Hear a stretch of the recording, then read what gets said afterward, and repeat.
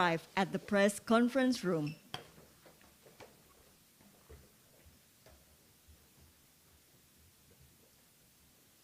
President of the Republic of Indonesia, His Excellency Mr. Joko Widodo, and Prime Minister of the Republic of Singapore, His Excellency Mr. Hsien Loong, Excellencies, the Minister of Indonesia, and Excellencies, the Ministers of the Republic of Singapore. Distinguished ladies and gentlemen, now we will hear the joint statement from both the country leader. Firstly, we would like to invite the President of the Republic of Indonesia, His Excellency Mr. Joko Widodo. Assalamualaikum warahmatullahi wabarakatuh. Pertama-tama saya ingin menyampaikan selamat datang kembali di Indonesia kepada PM Loong dan delegasi. Pertemuan saya dan PM Lee membahas upaya penguatan kerjasama bilateral di berbagai bidang, terutama di bidang ekonomi, dan saling tukar pandangan mengenai berbagai isu di kawasan. Pertama, penguatan kerjasama pemulihan ekonomi. Singapura merupakan investor terbesar di Indonesia. Investasi Singapura di Indonesia pada Januari sampai September 2021 senilai 7,3 miliar US dollar. Pertemuan retreat mencatat adanya investasi baru senilai 9,2 miliar US dollar antara lain di bidang energi baru terbarukan di sekitar Batam serta Pulau Sumba dan Manggarai Barat NTT, serta pembangunan hub logistik di Pelabuhan Tanjung Priok. Investasi di bidang energi dan energi terbarukan terus menjadi prioritas pemerintah Indonesia dalam rangka memajukan ekonomi hijau dan berkelanjutan. Untuk mendukung iklim investasi hijau dalam rangkaian pertemuan retreat ini telah ditandatangani MOU kerjasama energi, kemudian MOU kerjasama Green and Circular Economy Development. Selain itu, guna terus menjaga stabilitas finansial dan moneter untuk mendukung pemulihan ekonomi, telah ditandatangani pula beberapa kerjasama antara lain MOU kerjasama keuangan, dan pada November 2021 kerjasama Local Currency Bilateral Swap Agreement dan Bilateral Repo Line telah diperpanjang 1 tahun.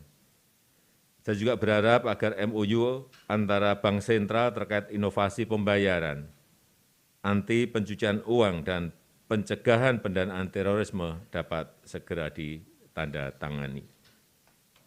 Selain itu, guna mendukung mobilitas manusia yang aman, kedua negara saat ini sedang memfinalisasi kerjasama pengakuan vaksin dan penyelarasan interoperabilitas platform pelacakan dan perlindungan yang dimiliki kedua negara. Yang kedua, di bidang politik, hukum, dan keamanan, saya menyambut baik tercapainya sejumlah kesepakatan antara kedua negara.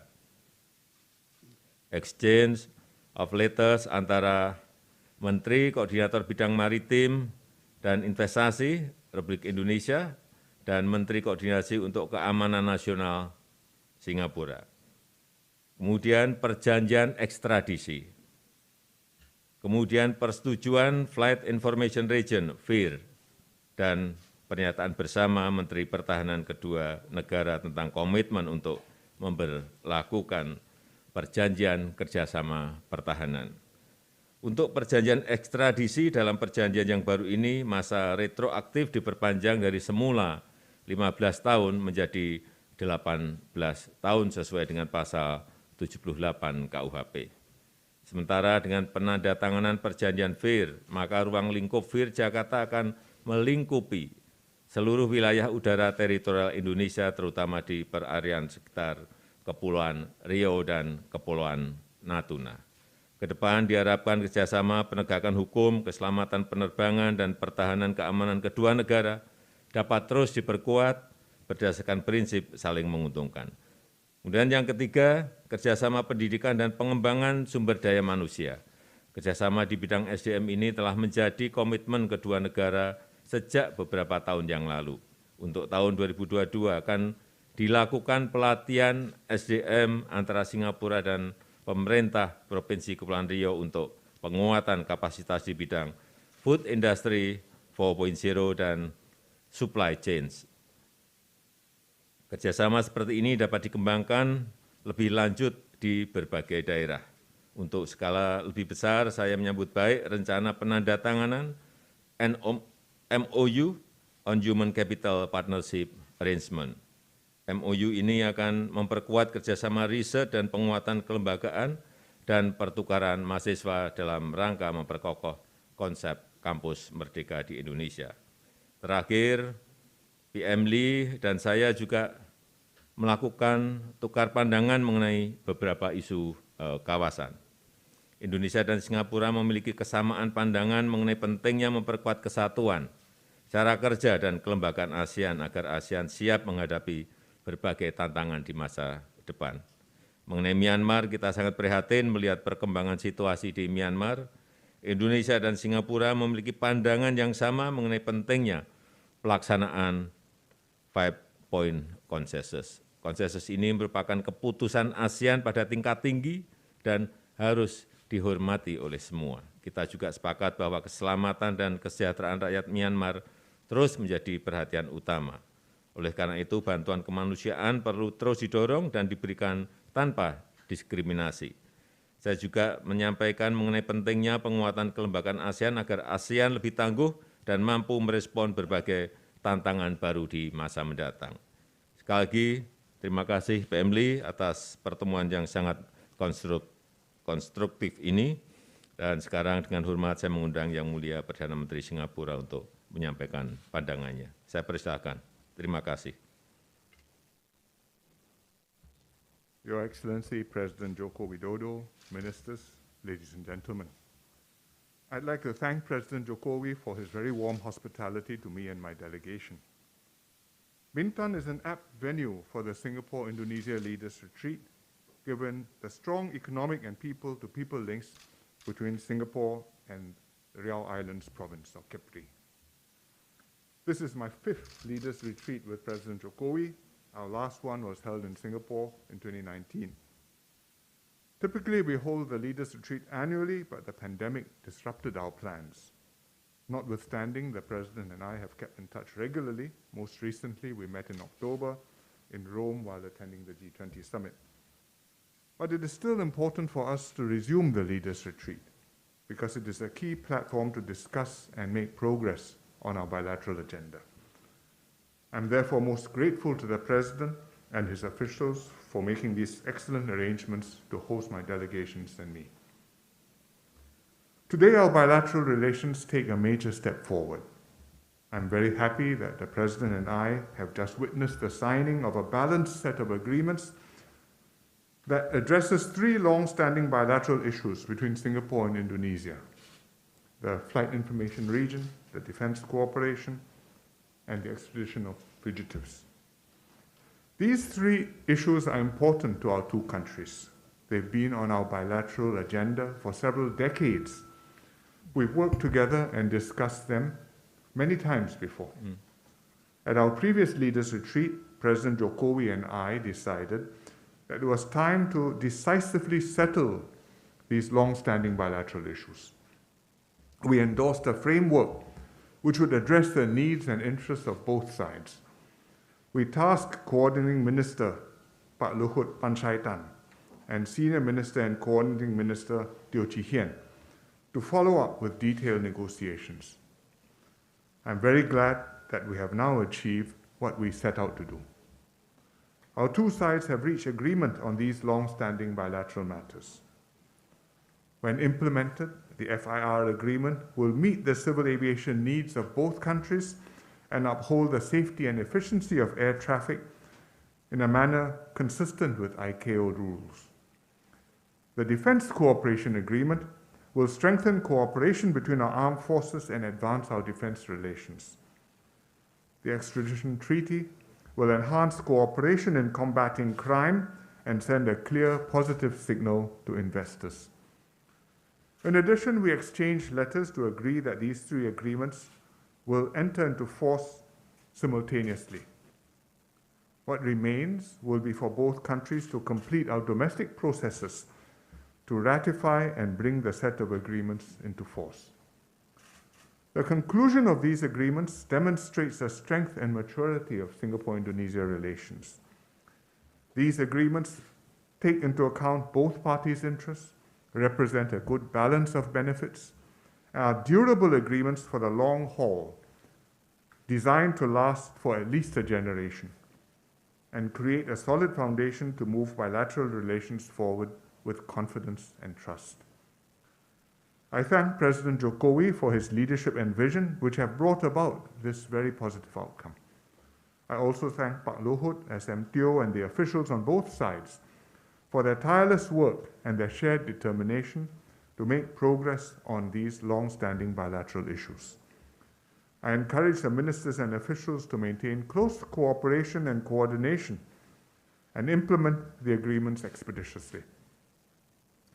President Jokowi and I also discussed the resumption of cross-border travel. Indonesia has resumed tourism travel from Singapore to Bintan and Batam. It implemented a travel bubble to Bintan and Batam, and Singapore will discuss with Indonesia how we can make this bi-directional. And we hope without taking too long. President Jokowi and I agreed to continue discussions also to expand air and sea travel more generally to more destinations in Indonesia. But we have to take into account the COVID situation and in particular the outbreak of the Omicron variant, and we will do so at a pace that both sides are comfortable with, taking into account our respective public health situations. We also reviewed our ongoing bilateral cooperation.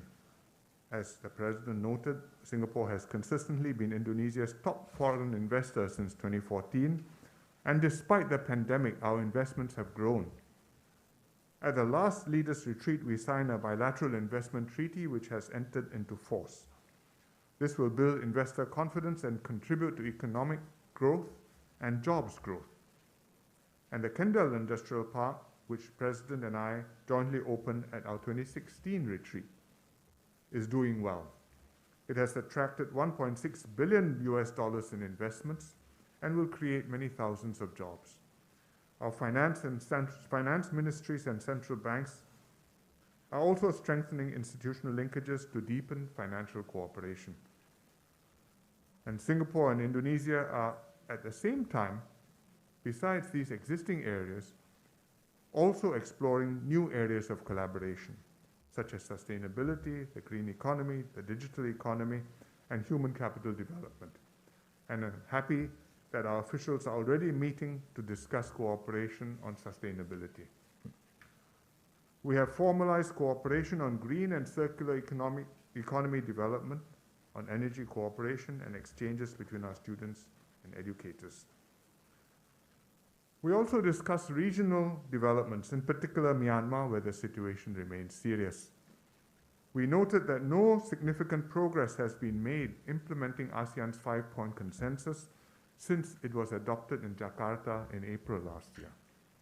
We are committed to help Myanmar reach a durable and peaceful resolution in the interest of its people. But it is essential for the ASEAN chair and his special envoy to engage all parties involved. We also need to see progress in the delivery of humanitarian assistance.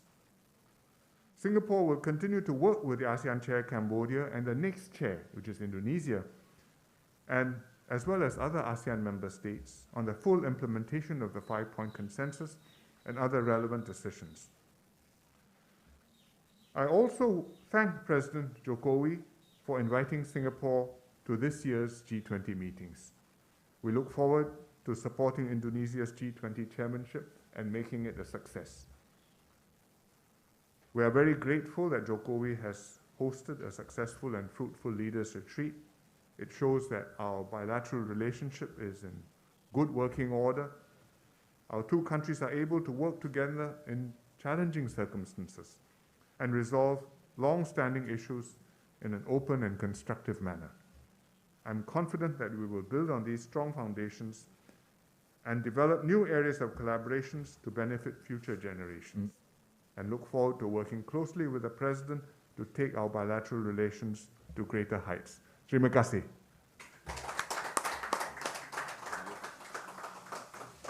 Thank you. The Honorable ladies and gentlemen, you just have been listening for the joint statement from the President of the Republic of Indonesia and the Prime Minister of the Republic of Singapore. Now we would like to invite His Excellency the President of the Republic of Indonesia and His Excellency the Prime Minister of the Republic of Singapore to the dining room. Thank you.